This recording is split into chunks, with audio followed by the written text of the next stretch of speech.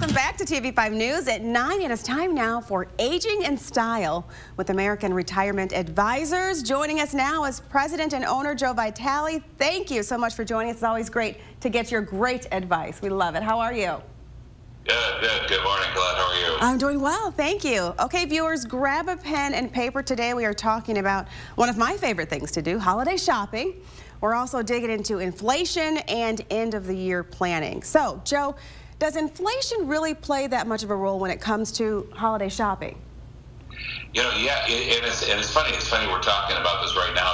It's crazy to believe that, yeah, we're at the end of summer, kids are back to school. We're already seeing the Christmas supplies and gifts and everything coming into the stores right now.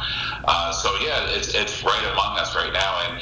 And I think we're going to, you know, it's one of the things that, you know, we don't want to, oh, my goodness, Joe, slow down. We're still in the summertime right now. But, you know, we're seeing this happening, and what are some plans and strategies? Because we're starting to see things go up in price a little bit. You know, we are seeing some inflation that's going to be here for a while. Some of it's passing. But you can't help it when you look at the gas pumps, you know, what are we going to do? That's going up. And, you know, you're paying more for coffee. You're paying more for goods and services, and there's delays in the supply chain. So what do we do? Well, some of it, yes. People say, I'm just going to go online. I'm just going to go get gift cards, you know. Right. And I think a good strategy, too, is to do some of that. But also, you know, let's talk about the wonderful importance of homemade gifts, right? Or things that come from the heart. But even if you do strategizing just a little bit at a time, you know, don't wait till last minute. Don't be running all around. But even just taking time, you know, especially there's been a lot of stimulus out there. So there's still kind of a lot of money out there. And so people are not really seeing the full impact of what's going to happen. But when that stops, we're going to see that. So, but the biggest thing, don't get all caught up in a lot of the hoopla where you have to have it. Just take time, you know, step back a little bit at a time, and I think it's going to be fine. Joe, I love your ideas. You don't always have to spend a lot of money for gifts. Those from the heart really mean a lot to people. That's a great idea. I love that. So, Joe, we are heading into the fourth quarter of 2021, and are there any things that we really need to take action on now before December 31st? You know, there's a lot of things we want to look at. You know, definitely look at funding. You know, if you're not all the way up, if there is extra money you haven't funded your 401k or IRA, definitely take care of those contributions. If you are fully funded in your 401k, you still can do more in your Roth IRA for 2021. Take advantage of that. You know, we are going to see taxes go up down the road. We know the latest will be 2026, but we're already seeing a lot of stuff happening right now where we're going to probably see an increase. So look at some tax strategies. We're talking with a lot of our clients and encouraging them to get with their CPAs and talking with them together with their accountants to make sure we're doing some tax strategies for year end. So really, really important to start having those conversations because it's going to be here before you know it. Okay, I hope you are making a list because Joe is keeping us on track today for what we need to do before the end of the year. Okay, so Joe, many retirees are getting their required IRA distributions pretty soon. Should they take more or just the minimum like they usually do? Well, absolutely. Yeah, a lot of our clients, a lot of other families have their required minimum distributions on autopilot for, I see all the time, November, December, so that check comes every year like clockwork.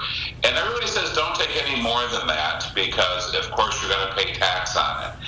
Very true, but guess what? We're in a very low tax bracket right now, and a lot of people have never taken more than their required minimum distributions. And with taxes going up, that means more and more you're going to pay in taxes.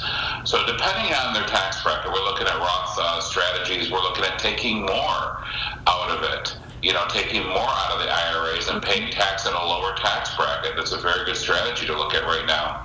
Another thing to look at is, you know, when you're looking at taxes is don't forget the charitable contributions. You know, you give, a lot of people are saying, Joe, I really don't need this IRA distribution. Most people do kind of like it and need it to live on. But those who really don't, you know, there's great strategies to have that go directly to charity and you don't have to pay tax on that. So great strategies out there right now, definitely worth a second look and seeing if that makes sense for you. Let's dig into that a little bit more, Joe. So tell us about a Roth strategy and why it is so important. Roths are great. They're going to be, you're not going to get the tax write-off for a Roth right now, but down the road it's all tax-free after 5 years. It's similar, it's a Roth IRA, right? So it's just like the IRA you're going to have. You can't touch it till 59 and a half generally, but it's tax-free. tax-free as long as you don't touch it for 5 years. So looking at either Roth conversion strategies or funding a Roth, making sure, again, we're talking about taking advantage of the low tax bracket that we're in right now, a lot of us, depending on where our income lies for the year. We want to look at optimizing these tax brackets and converting as much as possible from a traditional IRA or a 401k or a 403 or TSA to a Roth. Reason is that money's going to be all tax-free. And a lot of people, I think we've talked about this before, where you have these IRAs and they're not touching them, they're just growing. It becomes a ticking time bomb where you're going to see a huge tax hit when those IRAs keep growing. We like to say you're going to pay on the seed and not the crop, right? Not the harvest. Yeah. Because if you pay a little bit now, you're going to save a lot down the road. And we have calculators for all that, of course, and that's definitely something that if it resonates with somebody, give us a call. We'll help you through that and see if it makes sense, because we've seen a lot of different strategies down the road and how it can really help you grow your portfolio, but also save money on taxes. And Joe, we are always looking for ways to save money, so can we avoid paying taxes on an IRA conversion?